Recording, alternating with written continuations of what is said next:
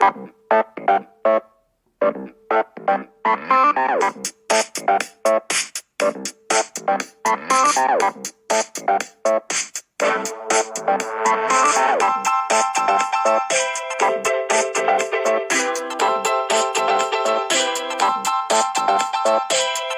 to Different Gravy, not just another Sheffield Wednesday podcast. I'm one of the hosts, Richard Miller, and my co-host, well, it was supposed to be the most hotly anticipated reunion since the one where the friends all got fat and old, or since ABBA disappointed everyone.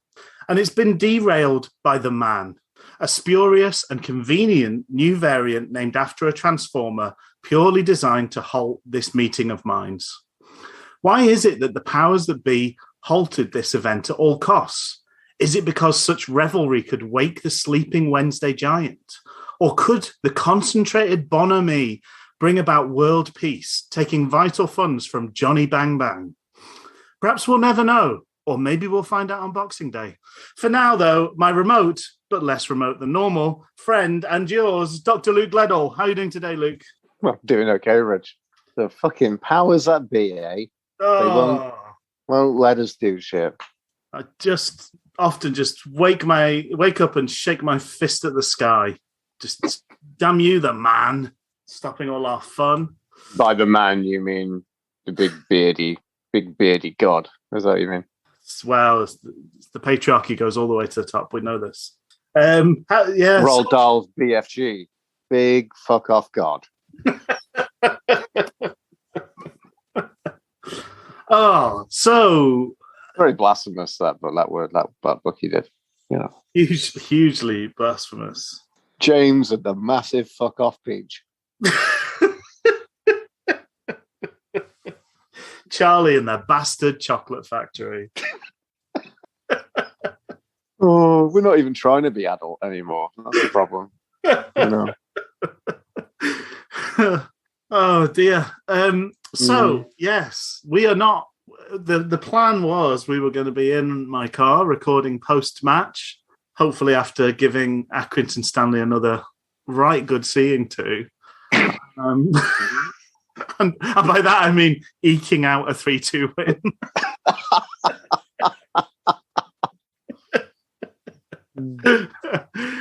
But there's COVID in the ranks. There's too many Wednesday players poorly sick with presumably the Omicron variant, and therefore the match is called off. Mm-hmm. So what we decided to do is we're only one game away from being halfway through this season. So we thought we'd do a mid-term review, a bit of a report card on the players and the club and how things have gone thus far, assess Mr. Moore's progress as manager. So we're kind of Ofsted coming in just before Christmas, making a surprise appearance at the School of Sheffield Wednesday and running the rule over all of them. Mm-hmm. But before we get to that, we should cover there's a tiny little bit of news. So we've made one drop. We should just always use it. That's the rule. Breaking hoo-hoos. So breaking hoo-hoos, apart from the obvious, but there is no blooming match because of bloody Omicron. There was a nice bit of news for young Theo Corbino, in that he's been named best male young Canadian footballer of the year. So that's rather sweet. That's rather spiffing and a great award for the young man. I don't know what kind of great competition he's up to, but if you were going to ask me who my favourite young Canadian football player would be, it would be him. Yeah, I mean, certainly from my knowledge, the absolute best Canadian young player. I didn't know whether you might have some insight. You know, like Ted Lasso sort of kicks a ball about with that young girl on the street. I didn't know whether you'd sort of spotted some talent on your your day-to-day life in Canada that might challenge Corbino for his prize. But head and shoulders above the rest. Yeah, way better than my friend's children. So. And now Jade Rose is named the female young player of the year, and I think those two now have to get married. So that's sweet as well. Young love. It's When is an arranged marriage not worked out? That's what I'm going to say. Yeah, exactly. It's always a good idea. That's what history has told us. Mm-hmm. So, shall we? Or do we want to talk about Omicron, or is it just too boring? Do we just want to go on to, or too sad and depressing? I was going to say it's more depressing than boring. I think it's of interest, but I don't know. I mean, if like I think I said to you prior to this podcast, like I feel that my life is kind of right now. I'm kind of, I traveled over here, and I really just hunkered down with my family, basically, and I'm scaling back a lot of social arrangements. I don't even know how much of social arrangements. I didn't get to see you, Rich. We talked about meeting up and doing some alternative episode, which I would have loved. But for me, getting over and traveling that, on using the world of public transport doesn't make me feel fantastic right now. So, I'm kind of hunkering down. Like I feel like I'm in some kind of Russian post-apocalyptic film, kind of like a failed communism, A Quiet Place. Basically, so it's kind of where I am. So, and then I think a lot of people think, oh, well, maybe there's some football on the TV, but there's not a great deal of football on TV. Well, that's been 2 televised games today, I guess. I think that's conveniently, those seem to be the ones that have held together. Funny that, isn't it? It is funny. Not ha funny though. No, it's strange. And I mean, I thought there was an interesting article by Joe Cran in the Star, which kind of said that the Sheffield Wednesday focus, that the club had done as much as it could to kind of put in a lot of COVID protocols in place, but yet seemingly still Omicron managed to get past that, like an episode of The Cripson Factor, really. It does seem, I mean, I have to say, everybody's probably got stories like this, so apologies for being another boring tit on this, but so many people have sort of told stories of like, and 5 of us went to dinner and all 5 have tested positive and things like that. So it does seem to be a virulent strain, but it's just a pain in the backside, isn't it, really? Hopefully everyone, it's all mild cases all round, and the only thing we need to worry about is the inconvenience of it all, rather than more than that, because obviously, not everybody's lucky enough for it to just be a kind of nuisance.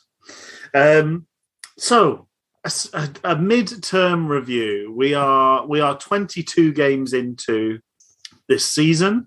It will be a 46-game season, so we're pretty much exactly halfway through. There is a couple of teams in the league that I presume play today that are there in terms of being halfway through their season. So seems like a good time to take some stock and run a bit of a rule over the players and see who's doing well, who's not doing well, who needs a must do better, so that they can think on in the second half of the season and really buck their ideas up. Otherwise, they're not going to pass their GCSEs.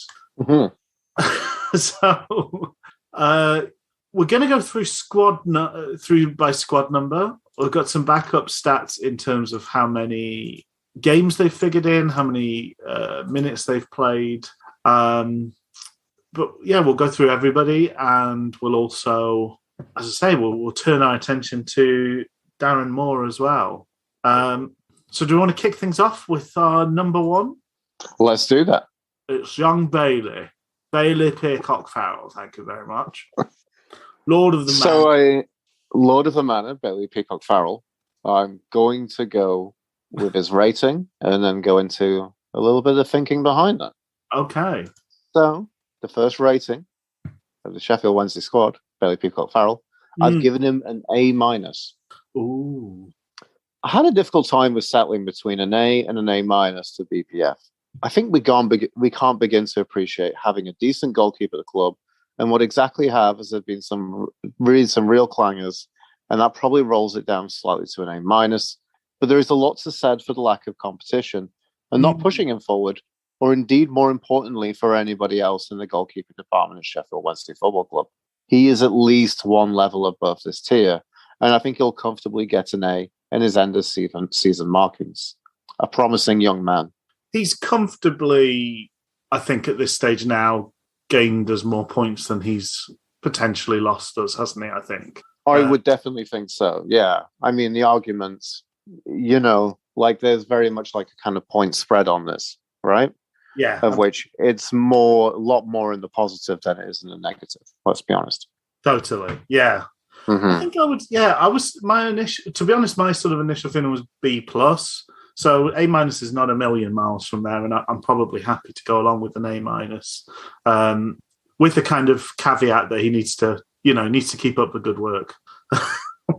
I don't know how many international games we've got in the new year. That's another question, because his form has been less good, I think, immediately after he's returned from those games at times. So that might have a factor in things.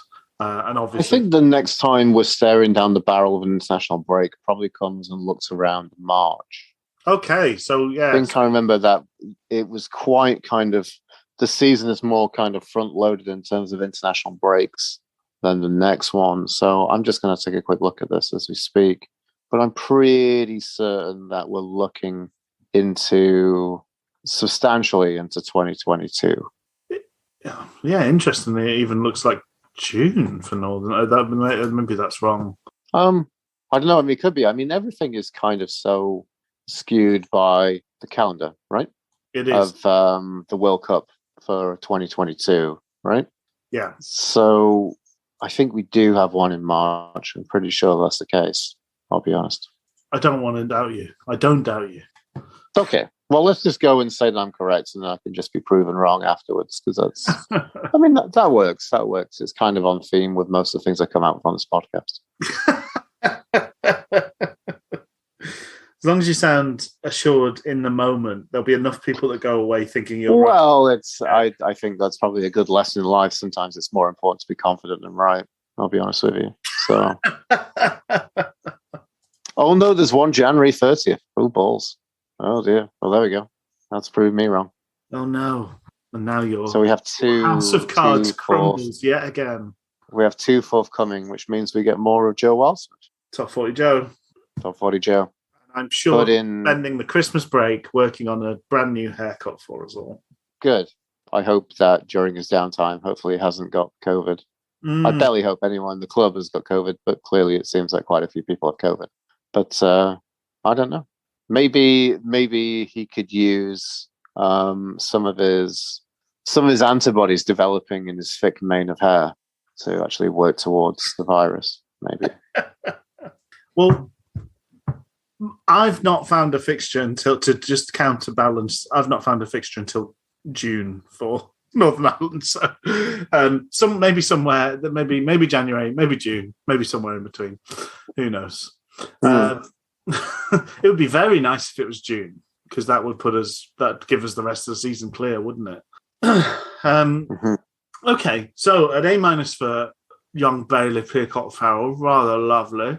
And I think he might make prefect this year, to be honest. Number 2 is Liam Palmer. Liam Palmer gets an A- in my book.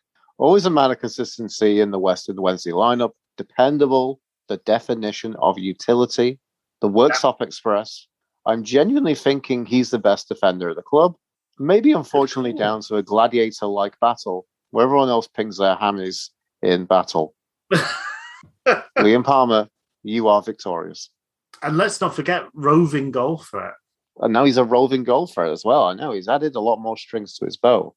It's interesting for a player of his age and his caliber, with the sheer history he's had with the club.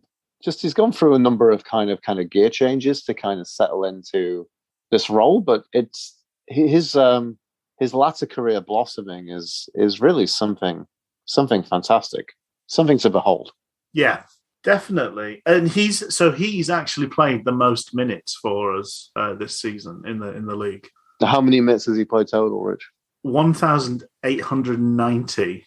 of a possible 1,980. So he's pretty much been there and ever present, although I imagine that means he's gone off as sub in maybe one game. That's insane. Yeah, pretty impressive from Liam Palmer. But as you say, yeah, that utility, the fact he can play, he's probably our best left back. He's possibly our best right back. Well, no, he is our best left back. He's probably our best right back, and he's certainly not bad at all at centre back. is quite a thing to be able to say about him. And it's, as you say, it's weird that he's just never shaken in the eyes of some Wednesdayites. He's never quite shaken some of his early foibles. He's become hugely dependable and a very, very good player for us. And yeah, long may it continue.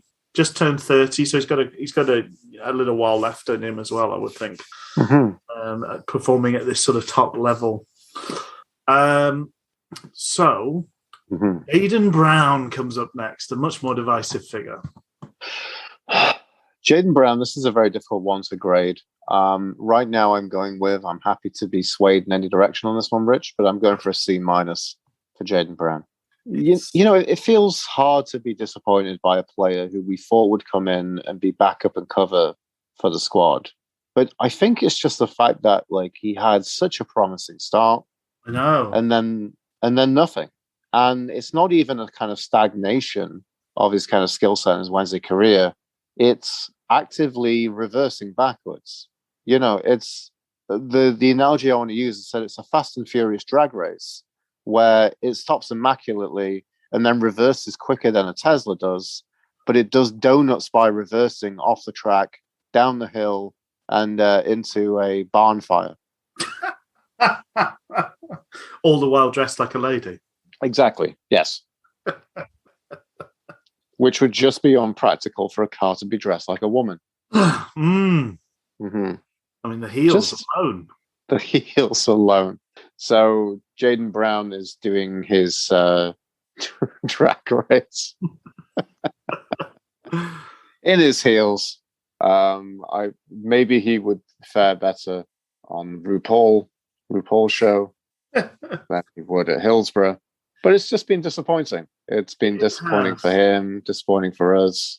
And I mean, the last kind of sign off we've had on this midterm report was him just kind of doing it's like him doing kind of like a drama assignment, which is just a video of his one-man monologue, where in the middle of it, he just takes a poo.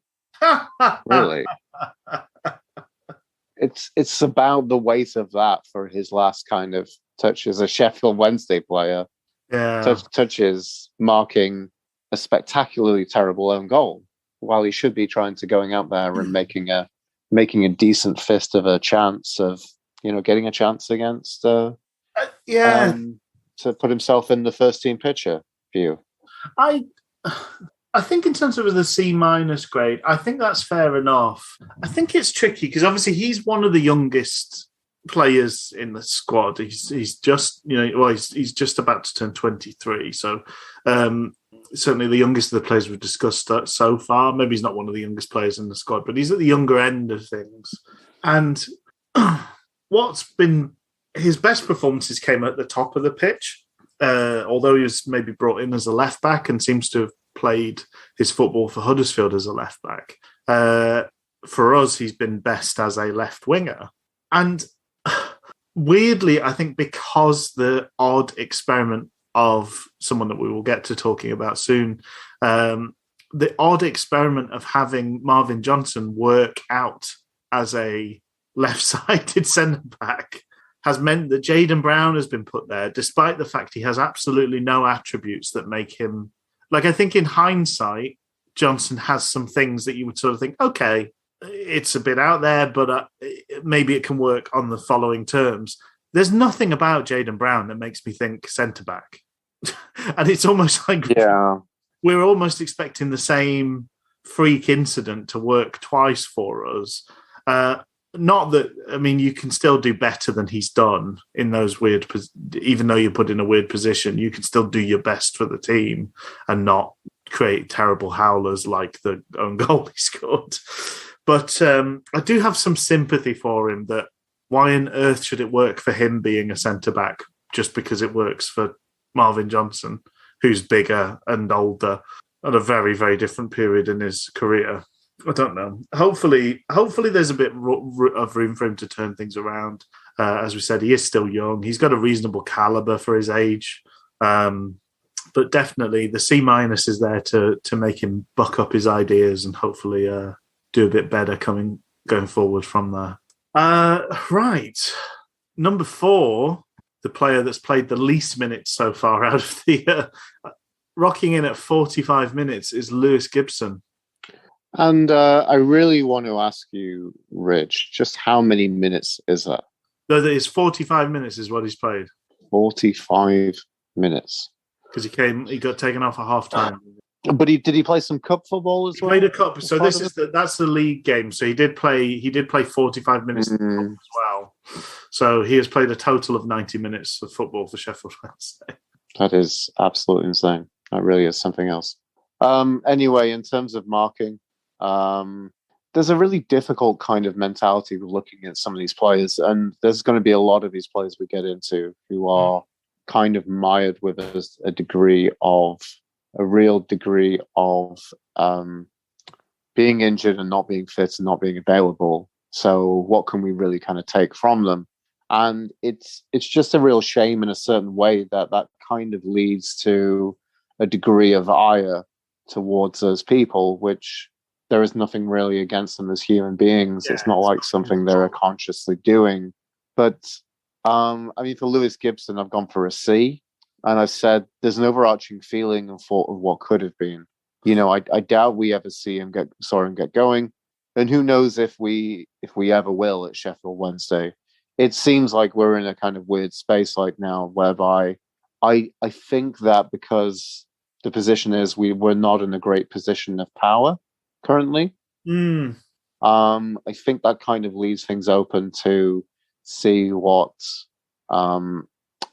about his rehabilitation and whether he would be someone who would come back at the club. I mean, we do kind of have to give a lot of kudos and a lot of focus on Darren Moore's opinion. You know, I genuinely, despite some of the decisions about who gets to play, I trust that he can see that Lewis Gibson is talented. Yeah. But it has been remarkably poor so far. Yes. Well, I think annoyingly, apart from that weird, very, very weird start that he had, where he like almost immediately cost us a goal, once he recovered from that sort of like brain fart, I thought he looked all right. But it's just we've seen so little of him. And yeah, I don't know whether I think there are rules that they can only he can only officially go but like have his loan cancelled at the 6-month mark. I think there's like the stricter rules around loans are that you can't just sort of take people back midway through a season, for instance, at least officially. But things do get reviewed in January, which one of the things there's been some murmurs about Bailey Peacock-Farrell potentially being called back, although hopefully nothing in that in January. But that's when these 6-month periods are the way that things work effectively. Just a real letdown from so far. As you say, not his fault, but we could have done with another centre-back. We could have done with a left-sided centre-back, and he's not been there for us, not been the one. Mm-hmm. Okay. Oh, next up, another divisive figure, Sam Hutchinson. Sam Hutchinson gets a B. The Farmer and the Viper is a popular Aesop fable, whereby a farmer takes pity on a snake freezing in the snow and takes him in and nurses him to full health. In the fable, the snake bites the farmer and the farmer dies. A person by Phaedrus concludes that you should not expect a reward from the wicked. Maybe we should write a modern version of this tale where we should not expect a result from the crockhead. And there is just so much weighty baggage beyond the protestations that Sam Hutchinson loves his club that it's so hard to genuinely think of him as a first-team starter. Yeah. Saying that amid another injury-hit season, it's hard to say anything higher than a B, or even lower than a B, I want to say. Having him here at this stage should be a slightly higher bonus, but it has been fine for him in this new role as a cultured centre-back. I think, an A for appearances at centre-back, a C for appearances in midfield, landing in a B in the middle. It's just... It's so bizarre that just drama seems to follow certain people. Why is it this is the third time that he's been injured, but maybe not injured under a manager? He's fallen out with people. People are speaking in code about him and whatever else. It's just so weird. It's so weird to be a 32-year-old man that sort of has this swirl of like high school snarky gossip about him. And again, he's another character where I think it would have been better to have him in the team more often than not. Certainly at centre back, it would have been helpful.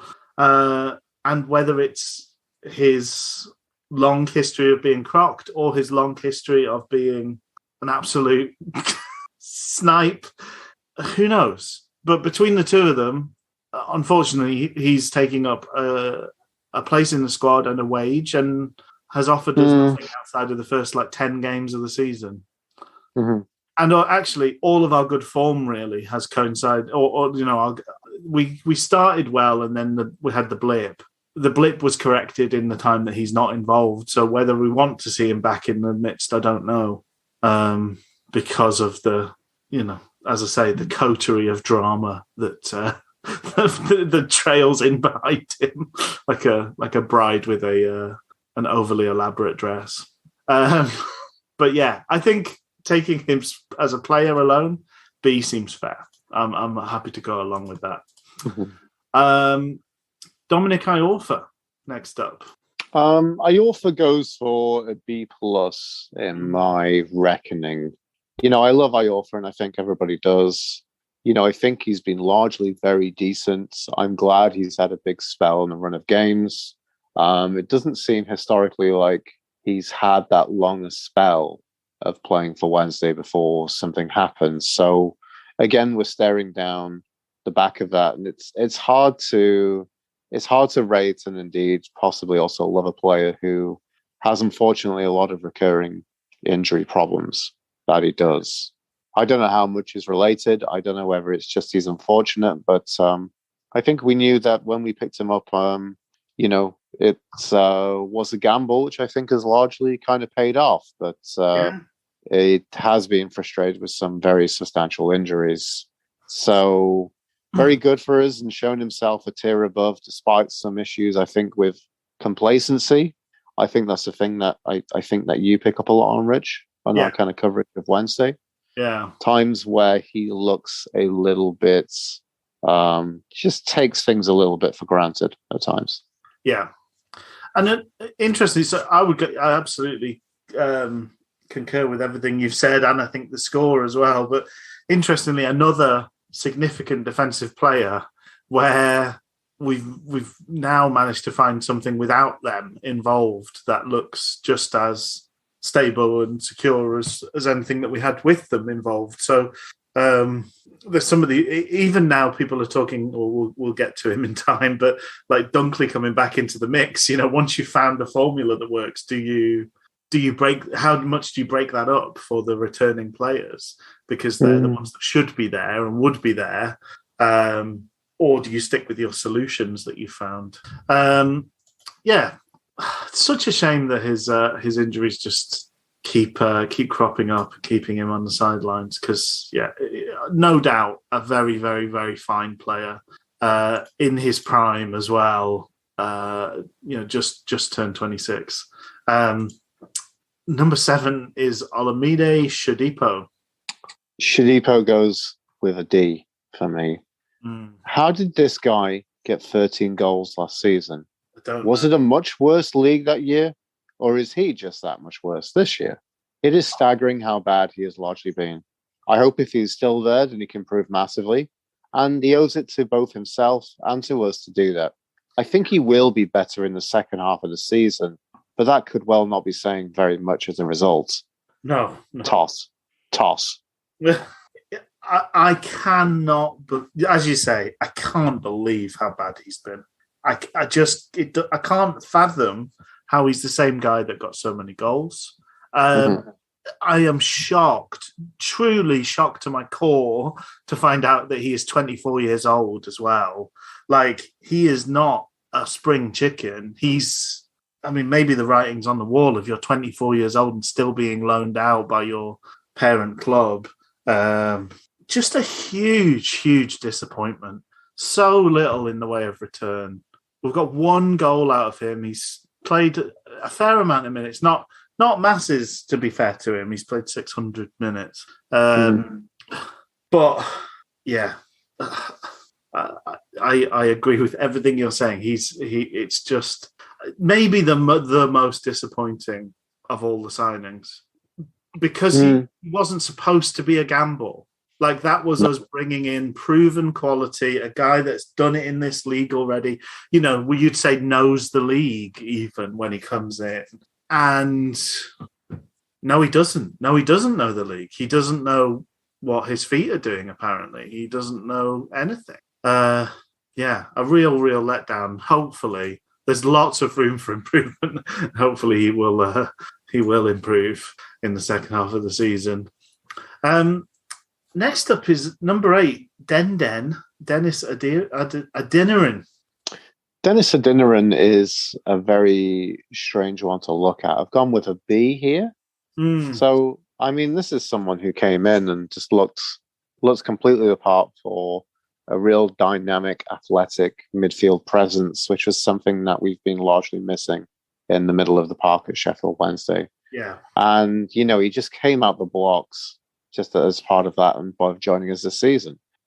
Someone who looked to basically to say to us, you should never forget me as being part of this first team picture. Yeah. But then it's been a bit of a slow demise. More of a kind of stagnation than looking at Jaden Brown's, blow up on his heels. But I'm unsure if that is to be sympathetic, if that's an injury, or whether it's just purely a standard he could never keep going. Yeah. I'm really hoping he returns whenever that is. He's been gone for a long time with injury now. And I still think there's very much a need for Dennis Adeniran. I'm sure he will have much of a thing to play. I don't know if the midfield is something that we've ever found any great solution to. I think while he's been kind of fading out the picture, though, FDB has been kind of rising into that picture. Yeah. So not that they're similar players, but it kind of makes me feel, once you're getting alongside the mentality of you're playing Bannon, and then you're playing one of those two in kind of part of that midfield similar, three. Yeah, they're similar enough that it's a gamble to play the two of them together. They both want to get on the ball and kind of burst forward from midfield. They're not as interested in the defensive side of the midfield experience. I don't want to think that it's kind of almost like a Giles Coke-esque go off like a rocket and then spend the rest of your career as an absolute whimper. But it's feeling that way at the moment with Adeniran. He's young enough that he can still turn things around. It can be better, but it's a bit sad to see how quickly he's faded. How little of the good stuff we've actually seen, really. Because 3 goals from him, and he got those almost straight away. The club posted on Instagram all of our goals from this season, and I'd almost forgotten just how front and centre he was in the good stuff early doors. Really, really like making moments happen, making chances happen, and if not scoring himself, making opportunities for other people. And we've not seen any of that really for a good few months. Partly through injury, he's been in and out through injury, but also when he's played, he's just been completely anonymous too often. But fingers crossed that's not, it's a temporary. It's all related to the injuries, and he can get fit and start pulling his weight again. A very, very likable character. I want him to do well, not just as a fan, but he seems like a lovely young man, and the better he does, the better we do. Numero 9, Lee Gregory. He gets the biggest mark so far, which is an A. Recently christened by the Star writers as Mr. 40%, because he's been involved in 40% of the goals, and not as much like an Anchorman aftershave in that 40% of the time he works every time. Despite these percentages, I do think he has been a difference between us knocking on the top 6 and not knocking on the top 6. A real presence up front with guile and a degree of skill that make him look like a top 6 number 9 this division. Lee Gregory has been a great signing, and I hope and expect him to get 20 goals this season, or to be very, very close in the process. Yeah, bearing out your pre-season prediction that our number 9 would be our top scorer, he's definitely pulling his weight in that regard. He's, I think, in the same way that we kind of built a team around Stephen Fletcher and his style of play, we've sort of learned to play to Gregory, I think, in a real way, and he's responded brilliantly to that. I don't think he works as well on his own as he does in a partnership, so we've, by and large, we do give him somebody to a foil to play off. Over time, it would be really nice to see him and Windass really build up a rapport up there at the top end. I think that could be an absolutely devastating combination. But in the meantime, he seems to get the best out of Kamberi. We see good moments between him and Patterson. Again, early in the season, that was a partnership that looked like it had real promise. Hopefully we can see a bit more of that again in the future. But we can't be unhappy with him, really. Oh, God, no. He's done absolutely what we want him to do, and he's done it consistently. As you say, 40% of the goals. Interestingly, yeah. Sorry, there was a different statistic, but yeah, in the league, 8 goals, 4 assists. Him and Windass would be a real lethal weapon of like shithousery, Absolutely. That's a lot of opposition getting very, very wound up. Maybe you can just chap in an on-rushing Callum Patterson, and then they're going to just be riots, really. Yeah, I an A is a really fine result for him. I'm very, very pleased with Lee Gregory, especially as a man wandering in here that Luke obviously never called him, but his friends might have called him Lee Piggery. Yeah, I bet those people are really eating their words right now, aren't they? Those stupid people. Those idiots. Next up, number 10, and your captain, Barry Bannon. Barry Bannon. Bannon. We've asked. I've gone for a B+ for Barry Bannon. Ooh, okay. I don't know what else to say, but yes, he is decent, and yes, he probably should be at a higher level, and dare say with better players around him.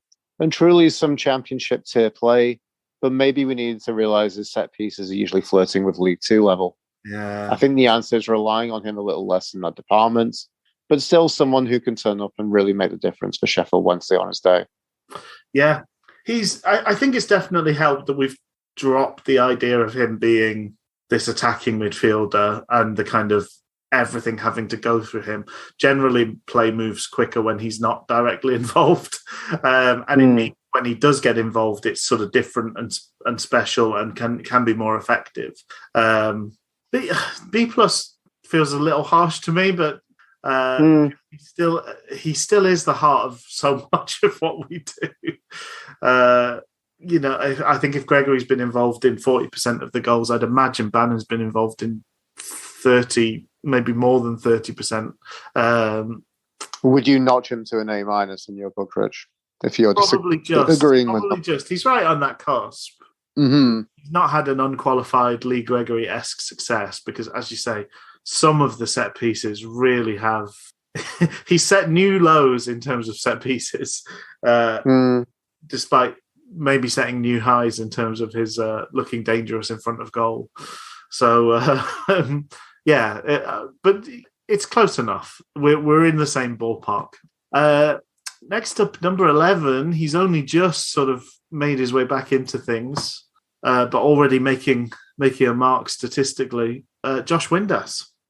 Josh Windass, again, another difficult kind of thing to give a rating to, but I'm trying to give a rating based off what we've seen so far.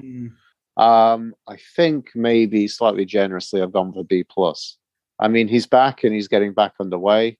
A generous B+ considering his injury. I wasn't sure if we would see him anywhere before this side of the new year. Yeah. But a couple of incredibly decent strikes. And I'm looking forward to a fully fit Josh Windass. Here. I concur on all of those things. We do need to find, I do think long term, hoping that he is fit, we do need to find a position for him. I think the fact he's just sort of sent on to run around a bit works okay to an extent. But I think, when the rest of the team's having to be so tactically disciplined, I think we might need to settle on him actually playing in one place so that people can, know where to look and know where to pass. And he himself knows where to be. Number 13 is unlucky for some, but has it been unlucky for Callum Patterson? Callum Patterson gets a B+. Another confusing enigma of a player, but one whom we love in his wholehearted approach to the game. Maybe a triumph with square pegs in round holes is a greater look under the microscope of one of life's greatest mysteries, the true position of Callum Patterson. I'm glad we have him here still and looking forward to more bron wherever he plies his trade on the pitch. It's still amazingly just 27 years old of age as well. I really hope we can get him. I really hope he's not leaving the end of the season. I think there's some confusion about the length of his contract, but I hope it's not our last year with Callum Patterson. I hope so too. I think regardless of where he plays, he sets the tone for the team so often. Like if it's a closing down performance, we need a bit of enthusiasm, we need a bit of a kick up the backside. He's the leader on the pitch that makes all of that happen. I hope it's not we're not limited in how much time we see with him. It'd be very nice to keep him on board.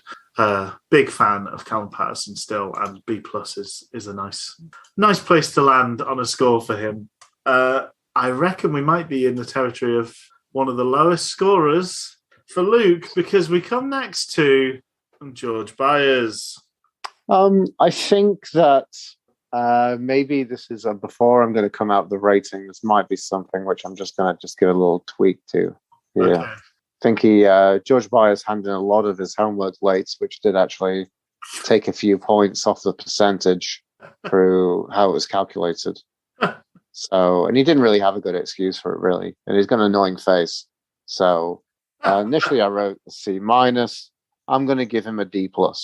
Okay. Impeccably underwhelming. Yeah. So he was the one.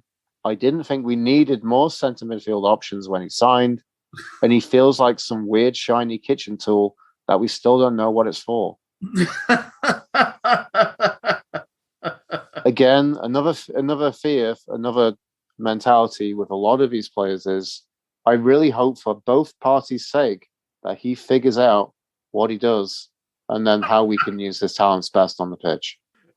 The fear is that we figure out that he does have a purpose and it's something stupid like grating nutmeg, and then you're like, well, how often am I going to grate nutmeg? I don't need that utensil. It's taking up space. Oh, he scoops melons really well, but I hate melons. Oh, dear. Poor old George Byers. My personal score for him would be slightly higher, but I am... I've marked myself out as not as disappointed as Luke in him, but I am increasingly being drawn to Luke's dark side on George Byers. I'm feeling the darker elements of the Force when it comes to the man from Swansea. But I mean, also not helped by a lovely big long injury, like so many members of the squad.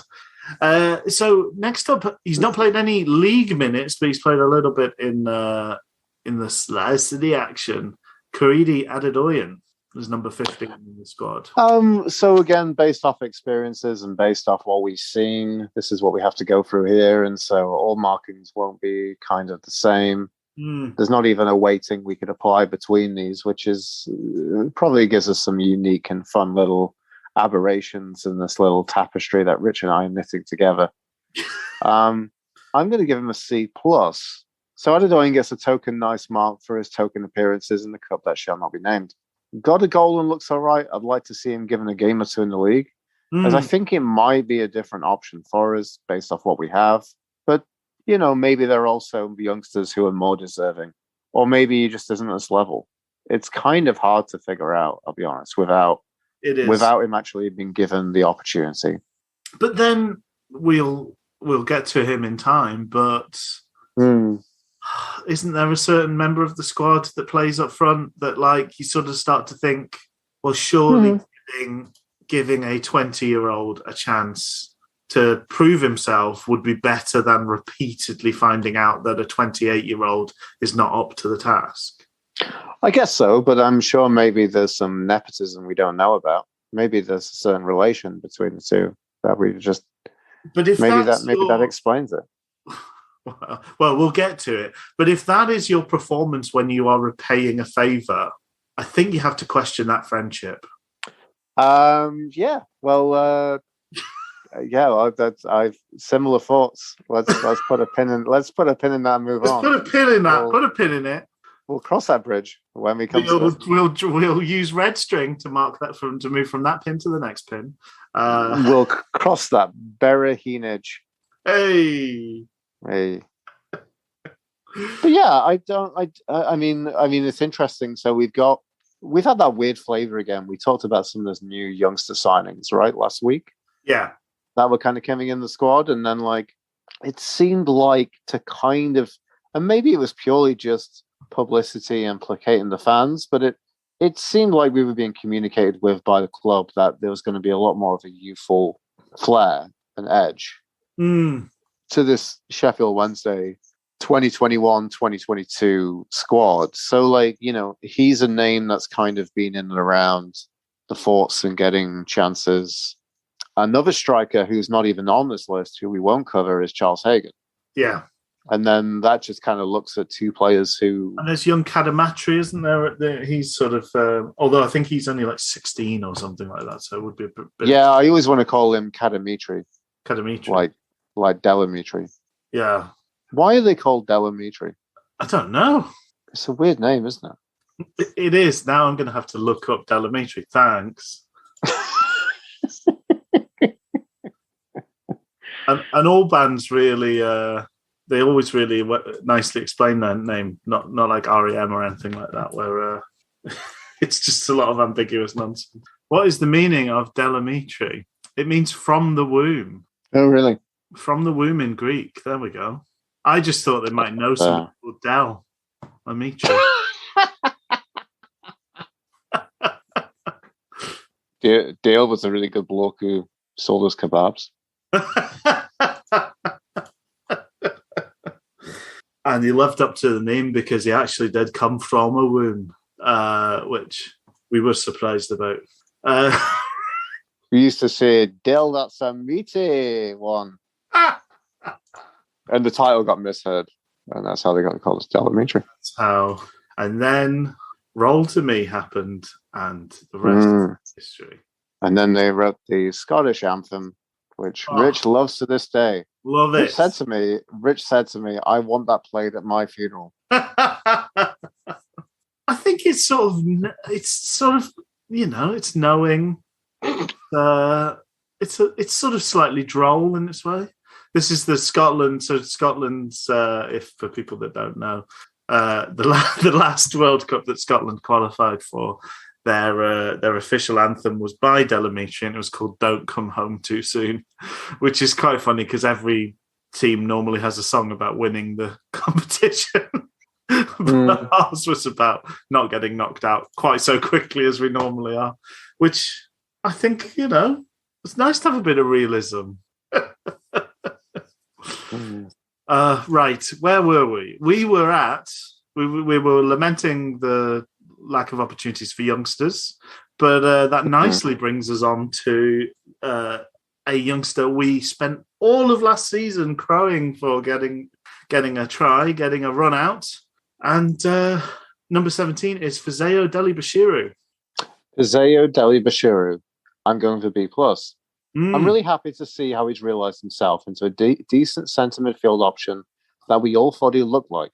A beast in real presence, something different is ability to break the lines, and his strength in that ability is a huge asset. I'm looking forward to more of the same, and I would love to give him an A-tier ranking come the end of this season. I've been so, almost the pride of a father over Fizeo Dele-Bashiru. He's everything I hoped he would be. Right. I mean, there's a lot of it's kind of a little bit weird and a little bit questionable, but I don't know if it's a secret fancy of yours, but you've talked twice about fathering people, children who aren't white on this podcast. Sheffield Wednesday players who. Well, when I eventually marry Ego and Wodum from Saturday Night Live, this is the future that I've mapped out for myself. But excellent. But he's just different. We don't have anything like him. We spent all last season saying there's nothing like him in the squad. We need to. It'd be nice to see him given a try, and eventually we've got our wish. And unlike so many times, he's not someone who's sort of good in his absence. He's good when he plays. I'd like to see even more from him. I think, as you say, I think B plus is a nice score because there is room to grow. He can do even better, but he's just on the cusp of 21. You'll never guess that I've got not just ages but days of the year, which is why I'm so obsessed now with how old everybody is. I apologize for that, but 20 years old, 315 days in that 20th year. So he's gonna be 21 soon. But there's nobody else that plays like him in our squad.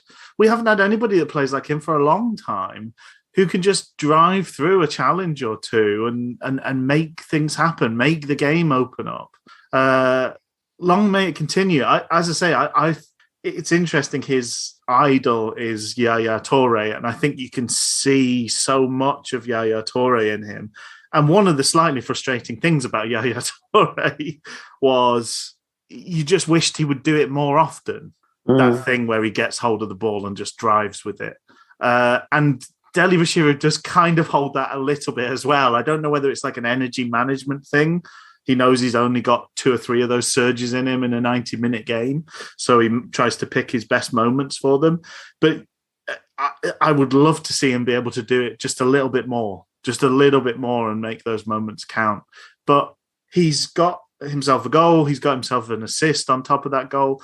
And he's been very, very unlucky not to get a couple of other goals on top of that.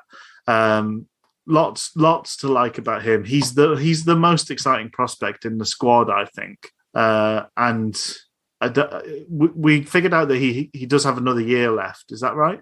I think that's the case. Yeah, I think I remember us signing to a 3-year deal. So if that's the case, then that's really good because I think we want to keep riding this Dele-Bashiru train. Right. Next up is winger turned wingback turned fullback turned centre back, Marvin Johnson. Isn't this an interesting, weird thing that, I think with Johnson we've been through a fair cycle as part of this process. So that's a preamble for me saying I'm going to give him a C. Okay. Which is weird. I don't know if it should be higher. But I think the first things I want to say is he's been a disappointment overall. I don't know what exactly to think about him as a player. He isn't much of a winger, but apparently that's on his business card. Yeah. And now he's cultured enough to be turned into a feasible option at centre back after a couple of bad games. His crossing is good. It is. Crossing from deep is a nice feature of his play, and I think that kind of works on the overlap for us. I think that's good. I don't know. Yeah, I don't know what else to say. I think I'm being fair. I'd like to think of more nice things to say, but I'm struggling. Interesting, because I suppose when you add it all up, it probably only amounts to about 4 games. I suppose I've been so shocked by the fact the centre back things worked that maybe I've been kind of overrating it. But I would have put him somewhere a little bit higher. I think that's my. Well, what would you think about giving him? But then I think, hearing your arguments, I'm fairly persuaded, honestly, to be honest. Because as you say, there's a guy that comes in as a winger. He's not been very good at that when he's played. But there's just something about him. He adds that balance to the back three. I suspect even if all the centre backs were there, he may well be still playing that position, which I think is a testament to what he's done there. So, but I see in that maybe he's been a D in his natural position, and maybe he's been good enough to be a B in defence in the centre back position. So altogether, it's a C. That probably makes sense. It is actually pretty short lived, his period as a centre back. So although it feels outsized because it's recent, the recency bias there is should be ignored if you can. So no, that's fair enough. I think a C. Numero 19 is Agbon Tahoma, David Agbon Tahoma, who's had a couple of appearances in the Silly Cup. Silly Cup appearances mean that he gets a C. He's been fine in those cup games. He looks all right. Yeah. Nothing that makes me think, wow, he should be playing in some of these games where we have giant defensive issues. Yeah, he's okay. He's okay. Yeah, I think fair enough. He probably should have got more time in the cup games. You know? Especially our last one. I don't see why we jammed a bunch of terrible first team options into a centre back, with the exception of Patterson, I'd say. I just don't know why we tried. In particular, we tried Brown again. I just think that was a really bad choice. Yeah. There's obviously a reason that it happens. There's a lot of, I guess, there's trust and things like that involved, but it is, I think we experience football on a kind of week-to-week basis. We're not seeing training grounds. I guess those of us who are a bit geeky and obsessed with things, we also then have the window into the world of football that is fake in computer games. And so much of that is play youth players get better. So you should always pick the young guy over an older guy because there's so much upside. I think in reality, that's not the case more often than not. And in the sort of world-weary actual football world, there must be a reason beyond just orthodoxy that they always favour even an out of position experienced pro over a young player, even though it does leave us scratching our heads as fans. Because I just don't. He's 6'4". He's a centre back. Why not have him as part of the defensive line over a guy who's like 5'11" and a winger? That would be my choice every time, but Darren Moore is not the only one that would have picked an existing squad member over a young player. So who knows? But yeah, C's fair enough. I think he did all right in his one start. He didn't really let the side down at all, but we were constantly under pressure in that game. So it wasn't a standout performance by any stretch. Number 20 is Florian Kamberi on loan from St. Gallen. Gone for a B- for the man de Florian. I still don't know who he is, the footballer. Yes. But his talents are definitely somewhere. Somewhere between here and Switzerland. I think so, yeah. So eventually. just somewhere in that spectrum. We've got a tracking number. We can see it coming in. We might have to pay some import fees. But I guess the positive thing I really want to say is, and I think we've kind of touched upon this a couple of times with him, like we've had some performances saying there's something about him, I don't really know what it is, but I'm excited to keep finding out. You know? Yeah. And I think that's something really more-ish about Florian Kamberi. There really is. Sorry, cut you off there. Something about Florian. Yeah, he's got something about Kamberi. That's even that's better. That's a much better joke. That's a much better title. I'm so annoyed with myself. Dear. I also want Jonathan Richman to something about Kamberi. Not just because he comes from a part of Europe that we don't normally see footballers from, but so that also maybe that's the idea that maybe he sometimes puts a bit of jizz in his hair. Yes, yep. Carry on.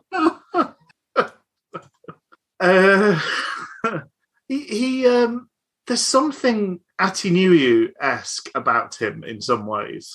That, one moment looking like... Not annoyingly the things we want him to be like Atinuyu, though. Completely. Not 100% match. Not completely, no. But so another man that sort of...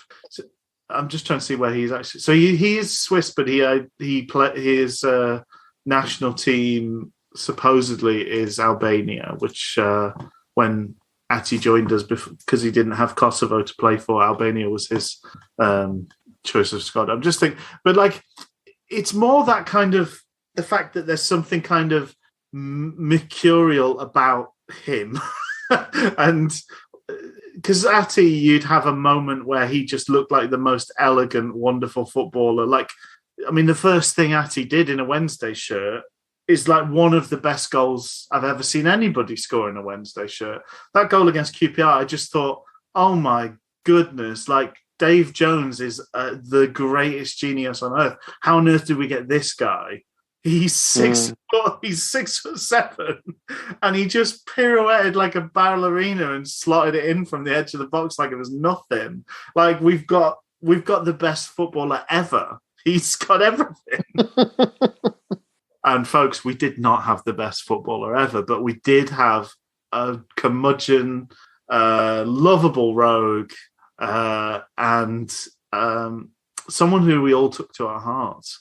But in Kamberi, it's that thing that like one moment he does something so clever and so thought through and like difficult to pull off. The next moment he'll really fail at a very basic, just controlling of the football or trapping of the football. I don't really know whether he's left-footed or right-footed because both of them seem to be equally likely to do something good and terrible. This isn't related, but do you remember the full spectrum of your reactions towards Alessio da Cruz? Da Cruz. Da Cruz. What were they at the end? Well, one time I thought he was excellent and had a really brilliant game, which I think like one occasion. And then other times you said, I don't know how he's a footballer. Yes. But again, the similarities are there. The similarities are strong. Mm-hmm. Kamberi scored, like the goal he scored against Accrington Stanley is just so clever and brilliant. And how do you pull it off? He also completely... How many goals has he had so far? He's got 4 goals, I believe. I'm going to say 4 goals. That's my guess. That's pretty decent. It's pretty decent. He's had 8 starts in the league and 4 league goals. He's That's also good. scored in the Silly Cup as well, but I don't have stats for that. Sorry, I'm just trying to see if I can pull that up quickly. But as I say, yeah, there's you just don't know what he's going to do from moment to moment. He's a very intriguing footballer in many ways. But I like the fact he gets goals. He's got one extra, so he's got one goal he got a goal against Mansfield. So overall, he's got 5 goals in his 13 appearances, 8 starts. Oh no, 15. Oh well, forget it. He's played a few times. He's scored a few goals. That's what we know about Florian Kamberi. I think I like him as a partner for. I think he brings out good things in Gregory. I think he adds a goal threat that maybe sometimes Gregory doesn't quite carry through. He's so minded to help us build the play at times, Gregory, that he's not the goal threat that he could be. But I think having Kamberi alongside him, Kamberi reads those moments well, and I think he knows when teams are in trouble and he's good at kind of killing off moments. So yeah, a fascinating character. And yeah, did you go for B+? Was that or B-? He's a B-. Yeah, I think B- is right. Mm-hmm. I don't think he's done enough to earn a B+, but I think there's like a number of these players who are starting to get going. That's even some of the poorer players, like Shadipo's been bad, but I think he's going to get a much better. Well, he's going to get a better mark than that by season's end. You'd hope so. Like, I can't see how it gets much worse, really. Yeah. For his perspective, but I genuinely think he's had a few moments where he's had like 2 or 3 games where I think he's been, okay to decent, really. Yeah. So I'm expecting more of those. I could well be disappointed. But I think with Kamberi, I think there's more to come. Yeah, definitely. So next up, he was traction mass, then he was action mass, now he's suspended mass, and then inaction mass. Massimo Luongo. Again, it's difficult to mark, but I've gone with a B+. He's great when he plays, and thankfully we're seeing some of that before he goes. He's a difference, though, again, some question about how much difference he can be for Wednesday when he's barely fit and barely plays. Yeah. A big second half for us, for the season, for us more than him in terms of his contributions, I think. And I mean, the funny thing is, he's still relatively young. That's kind of the sad thing about him. I know. Like, it's such a torrid injury hit period, but one where we've seen so much of what he can do. And just depressing to be like, I think last season, like if he was fit, we wouldn't have been relegated. Yeah. Totally. So he's still relatively young, and I think he can, and he definitely will eke out some contracts somewhere. But I also think like it'd be such a big benefit for both parties if he can stay fit and have a strong end of the season. Well, of course. But then unfortunately, this is the 3rd season running where we've been saying the exact same thing about him. But we're saying that we're nearer the end of that relationship, that financial relationship. Though, of course. Yeah. Mm-hmm. But then maybe this will be when he was miraculously fit more often than not, so that he gets another contract and then he spends the next 2-3 years injured again. Because we have seen that story play out many a time at Wednesday. Mm-hmm. In a way, it might be helpful for him that he's missing out on this kind of busy festive period in terms of his long-term fitness prospects. He's less likely to be asked to play too many games in too few days. So if he was going to miss a period of time, this is kind of a useful one in terms of game management or managing his fitness. But yeah, so good when he plays. So important, but so often missing. It's just been such a sad tale, really, with Luongo. But nothing against him as a player, really, unless he does more of this silly nonsense, like his red card he gave up this last time. Number 22, the Man Mountain, Che Dunkley, Dunkers. Dunks gets B+. B+. I think his run of games has been remarkable. Such a weird and strange Sheffield Wednesday career so far, following such a bad start to his Wednesday career. And, now suddenly in a year to redeem himself, he's doing that very, very well, I must say. I hope he can do enough to make a case for him staying for a very poor first season from injury. I guess it's interesting right now. We're staring down the barrel of another kind of injury process involving him, and not entirely sure what the full extent of that is. It's been a lot of silence, which doesn't make you feel particularly great about that. No, it doesn't. But I'm just hoping we can see more of his towering headers, from corners and set pieces, scoring goals and just taking out defenders in the process, really. Yeah. He comes in like a wrecking ball to Shea Dunkley.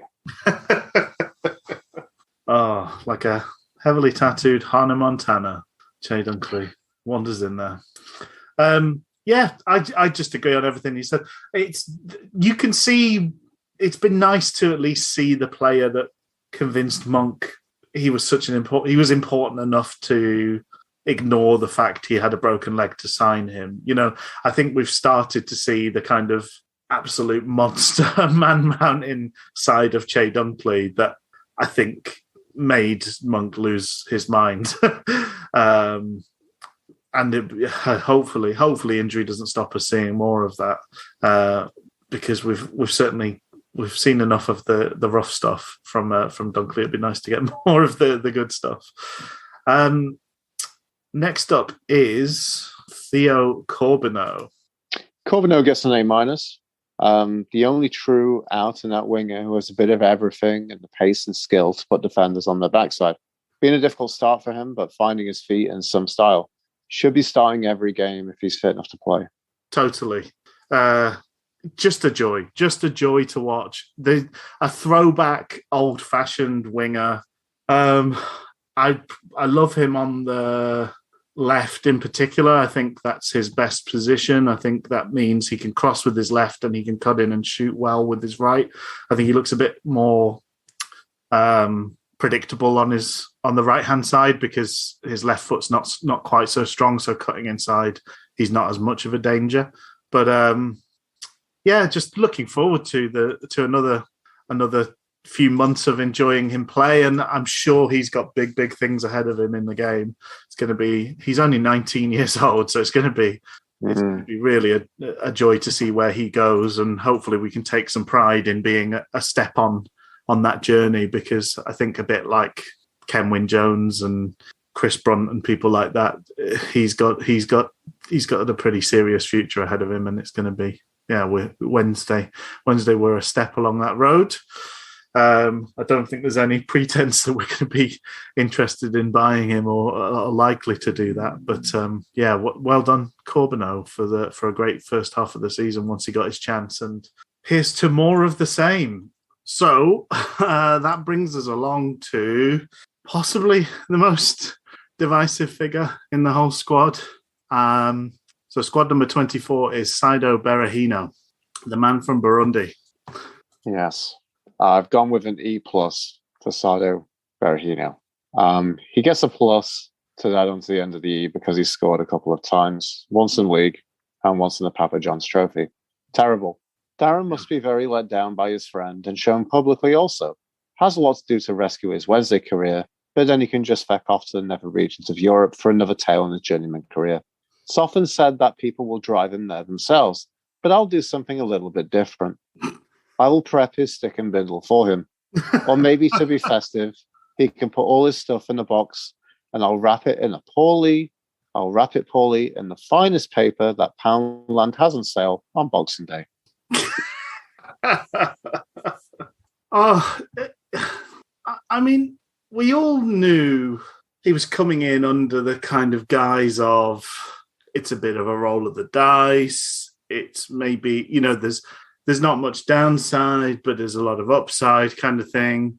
And to come in under that, expectations were not high for Berahino.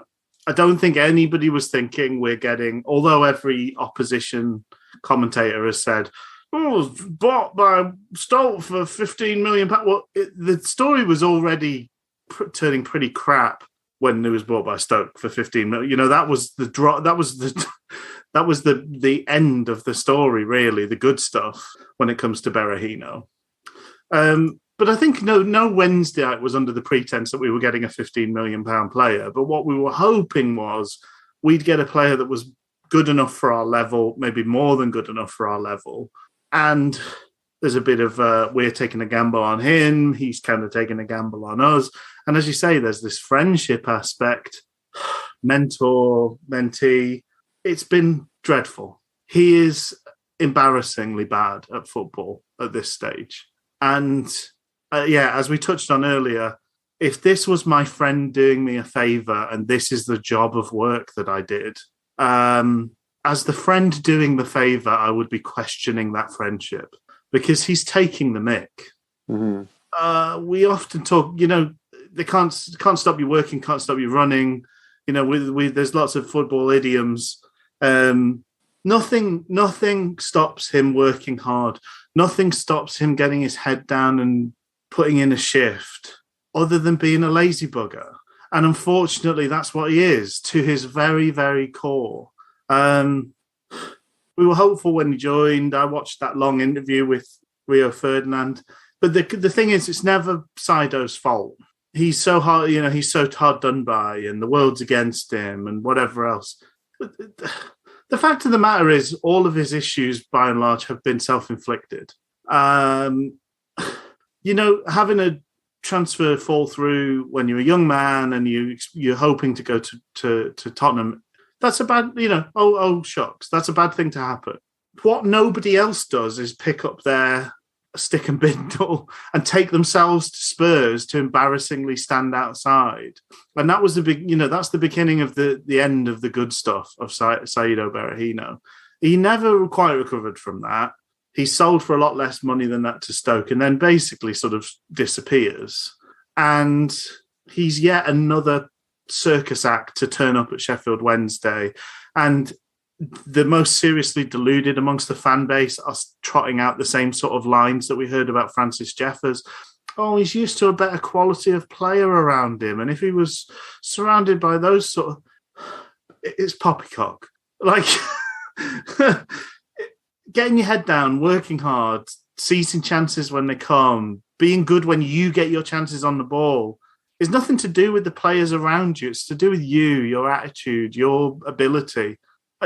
I don't know whether it's all attitude problems for Berahino or all ability problems, confidence, whatever. But I also just don't care at this stage.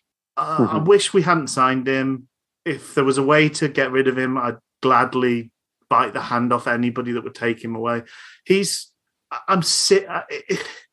makes us worse when he comes on. It's not just like for like. It's like having a man sent off. And he keeps getting chances. He keeps getting brought on off the bench. He's stealing opportunities from people that might actually be able to make the most of them.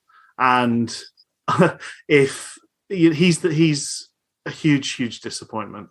The only thing that stops him being the most disappointing signing is that none of us had realistic expectations of him being anything other than a bit disappointing.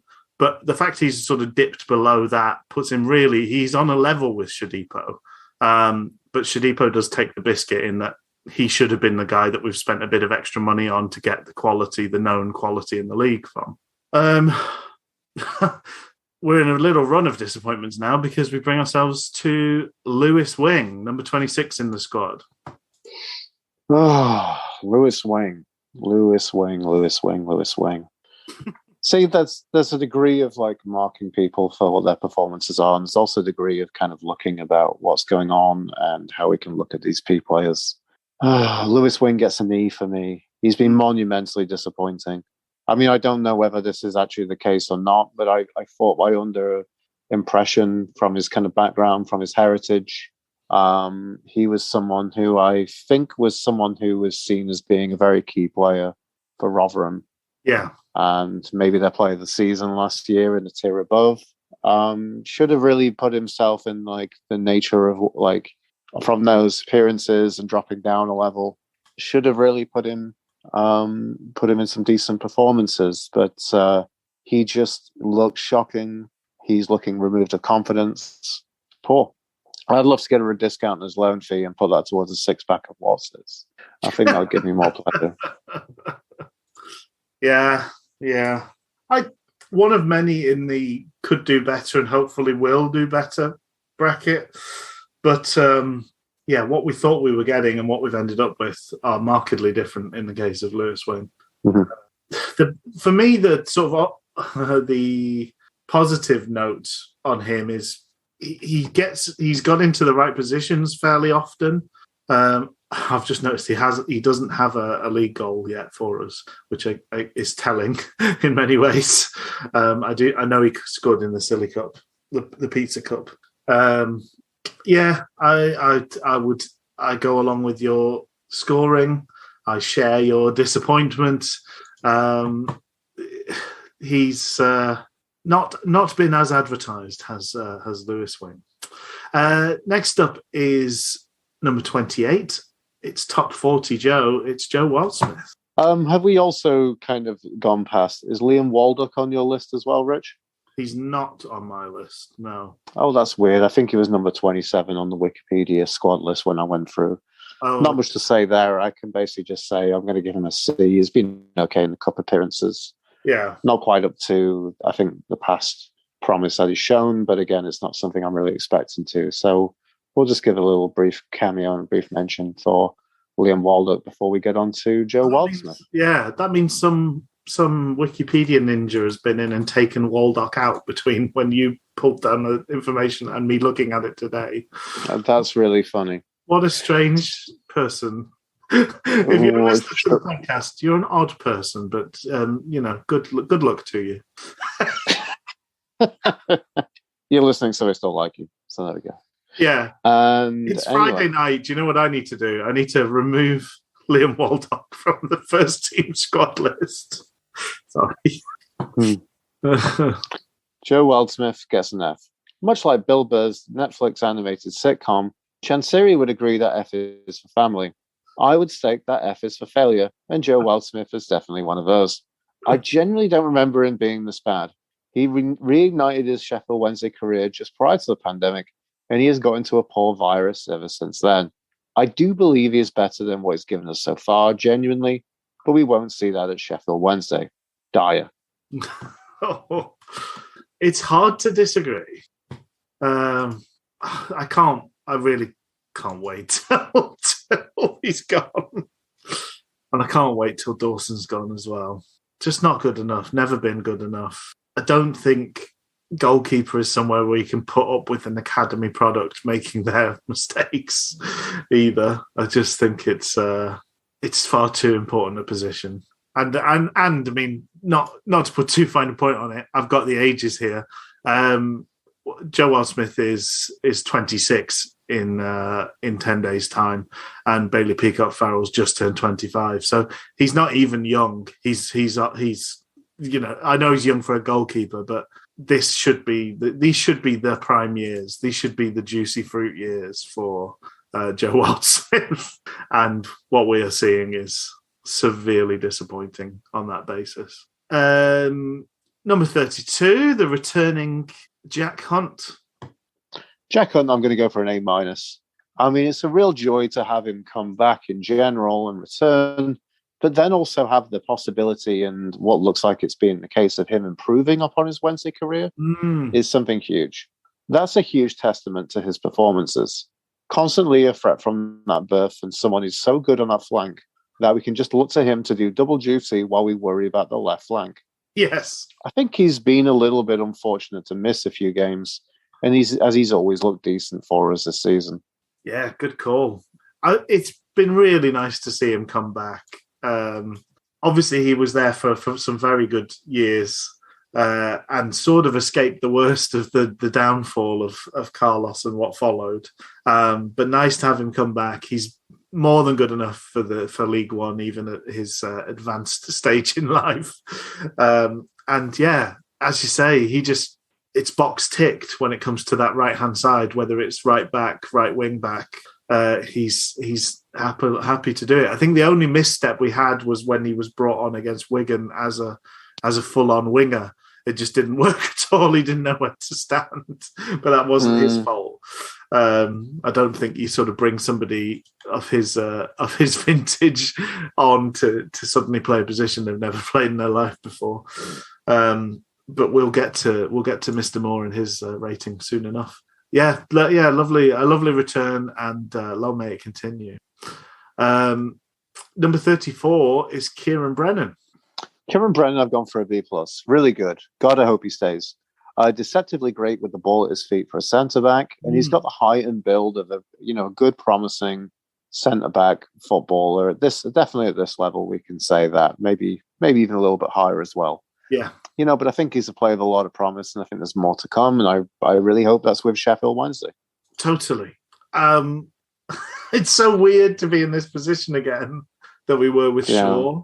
I hope we don't get disappointing news in terms of him having signed for Celtic or something similar, because there's so much to like about him. He seems to be a young man with a lot of promise and a good future ahead of him. As you say, good. He's got some man strength to add to his game. I imagine there's a bit of filling out to do, but he's got a good base to build on. Seems to have good height, good engine. Reads things well, picks his moments well in terms of coming forward. Doesn't get himself in bother too often, which is nice to see. Because that's always one of those things. If you are a centre back that's going to wander forward with the ball, picking your moments is almost one of the most important skills in your locker, because if you do it at the wrong time, you leave everybody at sea. The good range of passing, lots to like. If Dunkley can teach him how to murder three centre backs and head a ball into the goal as well, that would be a really good skill to learn under his tutelage as well. We then make a leap of 6 numbers to Silla Sal. Silla Sal, this is another tough one, I think, really. Let's 95 go with minutes of league football, by the way, for Silla Sal. Wow. Again, it's difficult going off Berahino, right? I mean, yeah. I'm going to give him a C. I think he's had a bit of an unfair showing, and I think there's a rating possibly a little bit higher for him than that. But, I mean, we'll never see that, unfortunately. No. I don't really know what else to say. I mean, I know. It looks like there's bits to him. Looks like there's a bit of pace. It would have been nice to see a little bit more of him to know what. Yeah, definitely. Because we don't even know, he might be bad, but we don't even know if he's bad because we've not seen enough of him at all. He seems to be behind one of the last in the queue for a left wing berth. He's never been looked at as a right winger, I don't think, to this point. Up front, he always gets overlooked for Berahino. So, he's going to probably go. He may even go in January without us ever getting to see what he's about. He scored some good goals in the Pizza Trophy, playing as a striker. But although he seems to be fit to partner Berahino in that competition, he's definitely second to him when it comes to the first team league games. But so there we go. This is a bit hard to judge on as well. Number 41 is Nathaniel Mendes-Lang, who he's barely got himself through the door, really. Just 19. Yeah, and maybe I'm going to go for a similar grade. I think maybe actually I'm going to be a bit generous and give a C+. Okay, fair. Mendes-Lang, because I mean it was a very good cameo that we saw from him, and we have fair expectations of him with his background. We have most people have a rough idea about who he is, the player, and what his pedigree is. Yeah. So should be coming in and probably doing some good stuff. It wasn't too shabby. Hoping there's more to come from him in the second half of the season, and I should well think that there is. Yeah. Fingers crossed. That's it, really. There is a player who's no longer at the club. Of course. How could I forget? Mr. Andre Green. They call him Andre. Andre. And he started 2 matches at the beginning of the season. I've given him a C-. I remember him playing, which is kudos enough to him. Enjoy your backpacking year, Andre. Yeah, Andre Green, and I'm wondering how he's doing for Slovan Bratislava. He definitely scored on their first Europa League game, didn't he? Didn't he? Yeah. Mm-hmm. He's played all of 6 games, but he scored 4 goals and got an assist. It's pretty decent. It's a good return, isn't it? It just makes you wonder why It really is. He's not played more. Has he been an injured boy? Is that what's happened? Yeah. Well, there we go. That's the squad of players. Do we want to give a score for the squad as a whole, or do we just go to give Darren Moore his score? Let's just go and give Darren Moore his score, I think. Okay. So the man in the hot seat. What about Darren Moore? I think he gets a solid B. Yeah, that seems about right, I think. Mm-hmm. I don't know. Like there have been positives where we didn't expect positives, but there have been negatives where we kind of would expect him to figure some stuff out. So it's not been pure, but I think the last run of games has been pretty fantastic, and we thought there would probably be some upheaval in bringing the squad in. So maybe that kind of explains and talks about, that period which was a bad run for Sheffield Wednesday. Well, it took a long time I think you're right. It took a long time to sort of bed things in, but throughout we very rarely lost games. I know we have had a lot of frustration of lost points, but we've only lost 3 games so far.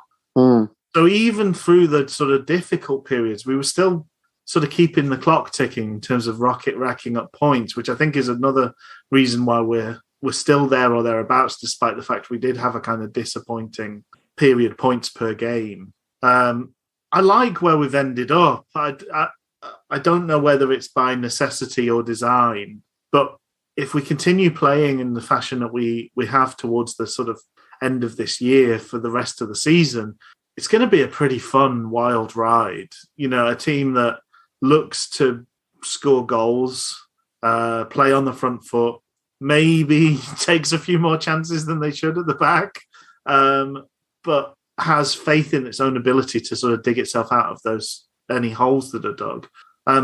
It's the sort of football I think most people want to see, that kind of swashbuckling from putting our strengths on the opposition rather than worrying about their strengths and trying to mitigate them. It's the opposite of Catenaccio. It's I don't know whether it's Moraccio.